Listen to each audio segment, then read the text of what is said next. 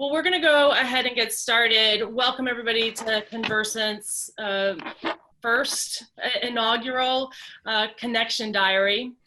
We're glad to see so many people were interested to come and join us. We're navigating this space for the first time ourselves and doing it this exact way with this exact group. So we're glad that you're all here to experiment and play along. Today's dialogue is going to be on the topic of leadership communication that creates community and confidence in times of uncertainty. Let's just say I can't imagine any other circumstances that would describe uncertainty than the ones we all find ourselves in today. I'm Robin Anselmi. I'm joined by my colleagues Nikki Connolly, Jim Matroni, Evelyn Jonkman, Kel Delaney, and Emma Rose Connolly. I'll give everybody a minute to introduce themselves in just a second. Kel and Emma Rose are going to be our moderators today, so they'll be moderating the chat and helping us get your voices into the conversation. Kel, do you want to give just a little bit of instruction for folks as they're joining? Sure. Well, welcome everybody. I see a number of you have already joined the chat. If you don't know how to do that, at the bottom of your screen should be a little bubble. It says chat under it. You can click that. It'll open up on the side of your screen. Please engage. Emma Rose and I will chat back to you, answer questions, anything you want to post in there. If you want to comment to one another, if you want to ask us specific questions, Emma Rose and I will feed some of the questions into the panel as seems relevant. And anything we don't get to, we'll do our best to follow up in either blog posts or future sessions like this. And we will also, of course, answer the questions as best we can through the chat. And if you have any technical issues or problems, also let us know there, and we'll do our best to help. We're happy to have you, and this is recording, so you will be able to get a copy of this after we are done.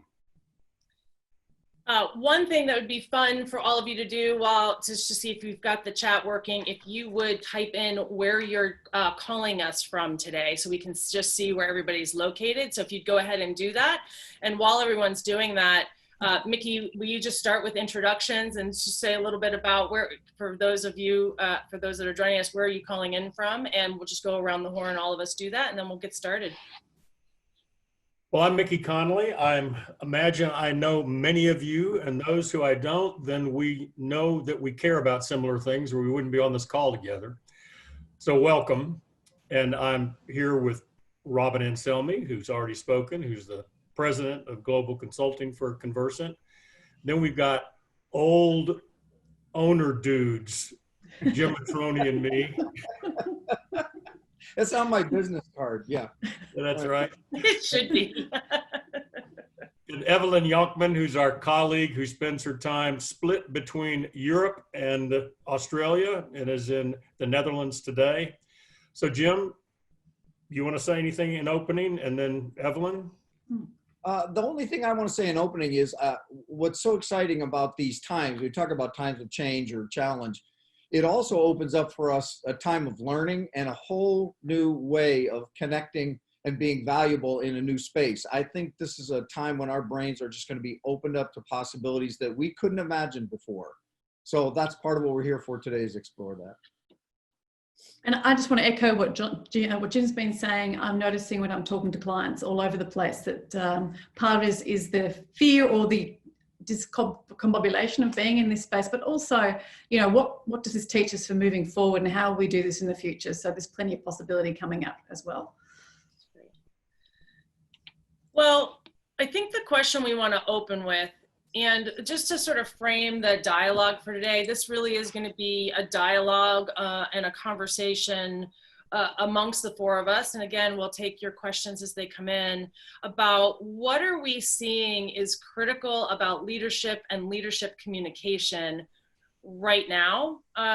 We're going to have future sessions that'll tackle topics like how do we take our meetings and convert them to virtual. That's not today's topic. Today, we really do want to focus on what's the role of leaders and our ability to influence the organizations when we are social distancing. So I'm curious, Mickey, Jim, Ev, what have you been hearing from clients so far about what's important for the people in their organizations in the current circumstances and the current situation? What should leaders really be paying attention to based on the conversations you've been in? Well, I know we've all been talking to a lot of people, so we do have some things to say. We also like all of you on the call, please keep weighing in, keep answering the question, what's important for you and the people you serve in the current situation? Because we know what we've heard so far, but you may have things to say that alert us to different kinds of issues that we want to help resolve. So please keep informing us. And who of you, so Ev, Jim, Robin, we've all been on lots of different interactions over the last couple of weeks that have been illuminating what's important to people and some of what they're doing about it. What's examples that you think are really broadly applicable? I've been talking to a lot of the leaders in my spaces, and a lot of them are really playing with the idea of how optimistic can I be in this place when I'm really dealing with ambiguity. And so there's been a lot of discussion about the open transparency, telling the truth, and a lot of the concepts about what is real optimism and how do I hold that. And some of the answers we've been playing with are, really being indeed, telling people the truth of what's going on and giving them some hope, but not too much hope, none of this false hope that they fall into a heap about. Are you experiencing some of those things as well in terms of optimism? Yes, and we think that there's an antidote to the ungrounded optimism. So examples of ungrounded optimism that I've heard are things like, hey, it's all going to be fine, this will be over soon. That does not give people confidence because it doesn't sound like it fits with the reality they're facing. So as some of you know, one of our primary design principles for leaders is be the source of accurate information, not the subject of worry and gossip. So if you are really accurate about what we do know, what we don't know, what problems we haven't solved yet, that people can bring their natural capacity to hope and create to those real situations. So acting hopeful without accurate information about what we're in actually strikes people as shallow cheerleading. Being hopeful with respect to our chance as a community to be smarter together than separately about specific issues, that I think can be really powerful. Robin, I think it'd be great for you to share just what we got. Was that last night or this morning? That was last night. Well, I want to tag on to something because I think that ungrounded optimism really erodes trust in organizations, right? Because it occurs as being so disconnected from reality that it makes us not trust your judgment, right? It makes people not trust the leader's judgment. And in times like this in our organizations, we want people to have confidence that we are paying attention to the realities around us, and to also know, I think Cal said this, if anybody tells you that they have all the answers today, run. Because no one can possibly have all the answers today. This is a circumstance that none of us in our lifetime have ever experienced. So how could we? And so really for leaders to create spaces for us to be smarter together, I got a delightful message from a client. I did not ask for permission to share this story, so I am not going to attribute it to who sent it in. But where they have this really incredible vivacious mood and culture and climate inside of their organization. And what they've been doing based on this sort of piece of information around engaging others is they went from being just transmitting sort of tips and tricks and things around COVID-19 to actually engaging. And they created a Slack channel where they're asking people to contribute. What are your ideas for how we stay more connected? So instead of having to be just the only ones coming up with the answers, they're asking people to actually contribute their ideas around what could we all be doing. They also started a channel where, and I just love this because I think it brings the humanity back to it for people, where people submit pictures of their work from home, and they sent me a couple of examples and they were really touching. Let me tag on to that because part of what's always interesting is to bring forward what we know to be true from how we've always operated. And it's been clear all along, and the research indicates that in times of stress, part of how the antidote to stress for people is to give them some control, to give them a place to contribute, a place to share, a place to be part of something larger. And I think it's really critical for leaders in these times to do things like you were just referring to, Robin, is to make places for people to have meaningful contributions, because in the process, it gives us some sense of control and real contribution, not faux contribution, but real contribution to how we're going to deal with this. Because Robin, as you're saying, in these situations, there's nobody that's got the roadmap. There's nobody that's got it and they're holding it from you. It's all being discovered and unfolded as we go. So how do we as leaders make room for people's contribution meaningfully, shift from the I to the we, and provide places for us all to learn together? And it's, it's going to be 2 steps forward and 1 step back. We're going to try some stuff and it doesn't work like we wanted, but we'll discover something else. So how do leaders in these times of stress provide meaningful places for contribution, and in that way actually design learning so we're all smarter together? It's the antidote to stress. It makes us smarter, and it's an opportunity for everyone to feel like I'm actually propelling this instead of being dragged along behind the boat with one nostril above the water. I saw a comment, sorry, Mick, I saw a comment in the chat from our dear friend, Kevin Haynes, and he is talking about, we don't want to be overly biased towards the negative either. And Kevin, and for all of us, I think that's a really smart point. I think this is a real opportunity. Many of you who've been with us before have heard us make the distinction about talking about what we're for versus what we're against.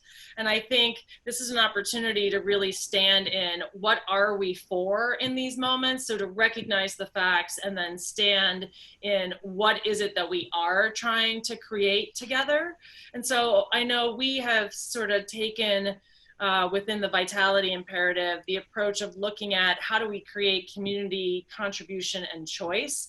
And so Mickey, Jim, Ev, what would you say in times like this about the power of community or contribution or choice for us as leaders? I think, to go back, Evelyn, to what you said a moment ago, I think all of this now comes together, that part of that ungrounded optimism that leaves people nervous and definitely not trusting their leaders. We've got to make room for people to say what is present for them. Because the contributions that Jim's talking about that free people are in the face of what's really present. And so if people are trying to be falsely positive without giving people a chance to express what they're concerned about, then they don't lean in and trust that we're better together than separately, and let's figure out what we can do. So there's this dance, and you want it to shift from being empathetically interested in what's really there for people to how can we together be great in the face of that and give people chances to contribute. If you acknowledge the fear and then look together at how we can address it, that's the dance that has us bring hope to challenge without occurring to people as shallow.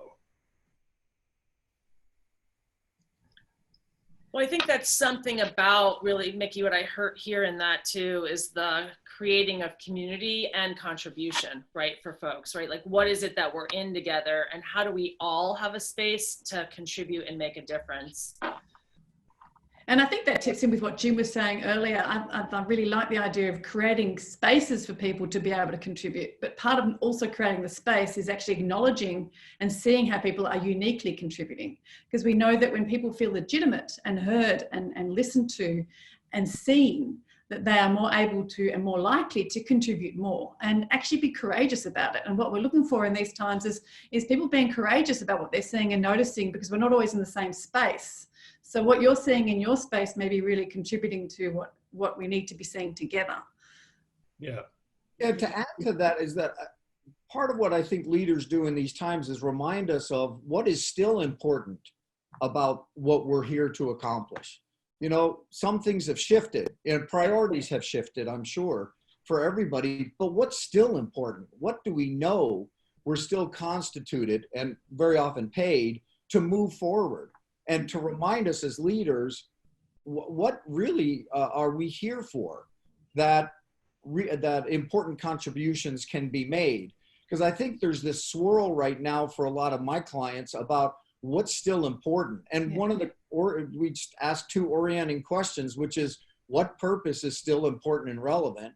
And what results are you still responsible for producing, notwithstanding circumstances? I think that's part of a leader's role, is to help at least convene the conversation and drive it so that everybody does understand, okay, so maybe it's everything we were supposed to be doing before, but it's certainly these things to move forward. And how do we do that? I think that's a leader's job in these moments. And I think part of the leader's job is to take care of the leader, her or himself too. So we all have concerns. We have fears. We have unanswered dilemma that we're standing in. And I think this fear to purposeful contribution dance requires we being with ourselves about that too. And if we don't do that, if we don't acknowledge what we're concerned about and then look at what are the big purposeful questions, which if we answer those together, my fears subside. If we do that with ourselves, then the mood we engage other people in pulls them into the same thing. So we know that people will catch the mood of the leader faster than they'll catch the virus. So can we be responsible for caring for ourselves, maybe in smaller conversations with people we trust, where we move ourselves from fear to purpose? So the mood we're in is a source of confidence and curiosity and engagement rather than propelling the panic. And I think, just speaking really practically about that, we have to find, because we are, Douglas, I like your note here about physical distancing versus social distancing. Since we are physically distancing, I think we as leaders have to actually be very intentional about creating new spaces and times and ways for us to connect, both individually and in community with people. So whereas before you could potentially walk through the office, so the old school managed by walking about, we can't do that anymore in the ways that we have been doing, but we can find new ways to do it. So how do you create some new ways and some new spaces? I'll share one from Conversant that we've been doing that's been a real kick, and I've given it to a bunch of people and they've loved it. We do morning coffee. So at 10:30 Mountain Time every morning, whoever's available dials into the call and we just say, what's on our minds for the day? How are we feeling? We ask for help. We ask for support. I've given that idea to a number of people who have tried it, and everyone who's tried it has said, that's really awesome, right? Because it's just a way for people to connect. But if we're going to, as leaders, create the mood, we can't just have the mood and navel gaze in our own office about it. We actually have to find and create those places to have that mood be spread to others. And I think that means being way more intentional than we've been, and also way more frequent. If you're thinking about doing that once a week, my guess is that's not enough in times like this, because people are going to get off track a lot faster than that when they're by themselves. And, off of that, there's a common theme coming up in a couple questions here. Douglas and Michelle both have asked, and I think you're starting to get there, Robin, too, is how do we balance folks' humanity with their anxiety? Maslow's hierarchy of needs speaks to some basics that people need to have as stable to be able to then address other things. And so how do we as leaders connect both? Yeah, I think that goes back to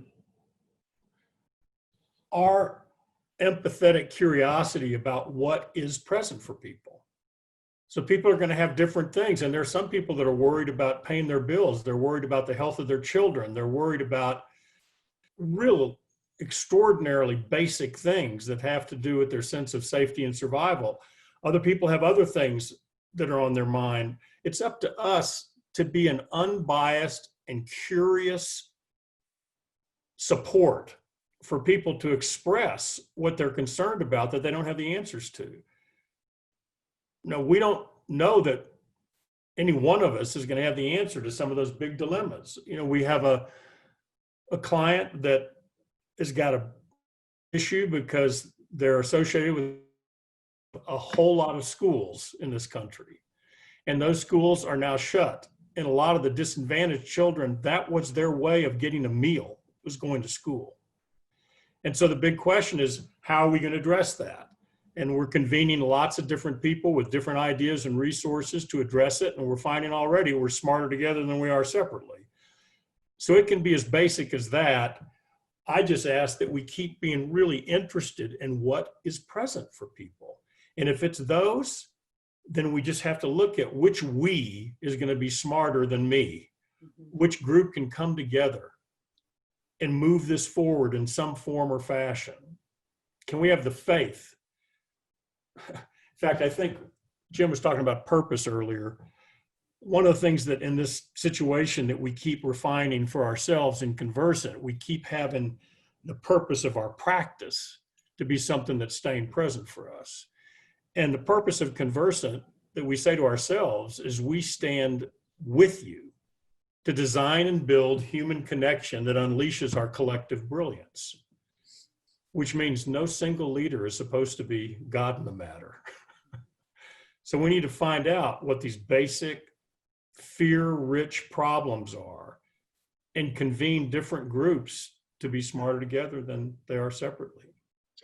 One thing that I just want to call out before we get too short on time, that is another theme in the comments here, is how do we balance this desire for more connection and community with also respecting somebody's boundaries that might be different than other people who are reaching out a lot more, as well as trying to balance it with heads down work and productivity. So how do we stay connected and then also stay focused and productive and respect people's privacy?